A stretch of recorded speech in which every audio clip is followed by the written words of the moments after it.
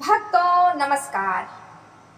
आज की यह कथा सिर्फ एक कथा नहीं है बल्कि सत्य घटना पर आधारित एक ऐसा दिव्य अनुभव है जिसे सुनने के बाद आपके जीवन में भी चमत्कार होने लगेगा। जी हाँ भक्तों, चमत्कार होने लगेगा।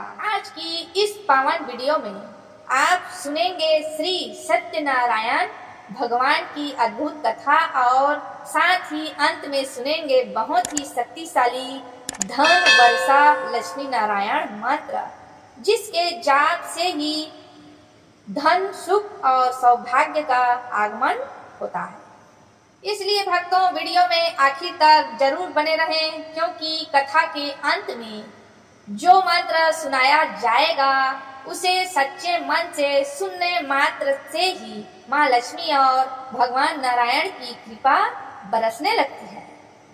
तो आइए भक्तों, अब वीडियो में आगे बढ़ते हैं और कथा शुरू करते हैं। कथा शुरू करने से पहले एक छोटा सा निवेदन है। यदि आप हमारे चैनल पर नए हैं तो कृपया चैनल को सब्सक्राइब जरूर करें, वीडियो को लाइक करें और इसे अपने प्रियजनों तक आगे शेयर भी करें, क्योंकि हम आपके लिए ऐसे ही दिव्य मंत्रों और भक्ति भरे वीडियो प्रतिदिन सुबह 6 बजे लेकर आते रहते हैं। जय श्री लक्ष्मी नारायण। अब पूरे श्रद्धा से सुने श्री सत्यनारायण भगवान की कथा और अपनी दरिद्रता दूर करें।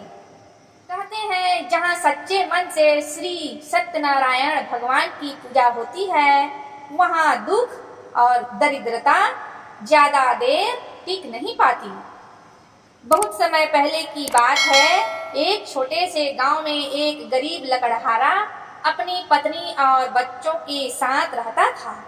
दिन भर जंगल में लकड़ियां काटता था, फिर भी घर में कभी भरपेट भोजन नहीं बन पाता था। बच्चे भूखे सो जाते थे, पत्नी आंसू छुपाकर मुस्कुराती थी और वह गरीब आदमी हर रात भगवान से यही प्रार्थना करता, हे नारायण, अब मुझे यह दुख सहा नहीं जाता। एक दिन वह थका हुआ जंगल से लौट रहा था। तभी रास्ते में उसे एक तेजस्वी बुद्धिमान ब्राह्मण दिखाई दिए। उनके चेहरे पर अद्भुत प्रकाश था।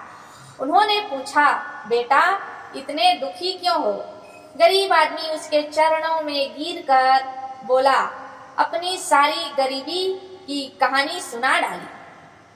तब वह वृद्ध ब्राह्मण मुस्कुराए और बोले, यदि सच्चे मन से श्री सत्यनारायण भगवान की कथा और पूजा कराएगा तो तुम्हारे जीवन में सारे दुख समाप्त हो जाएंगे। गरीब आदमी बोला, मेरे पास तो पूजा के लिए धन भी नहीं है। ब्राह्मण बोले, भगवान को धन नहीं, सच्ची भक्ति चाहिए।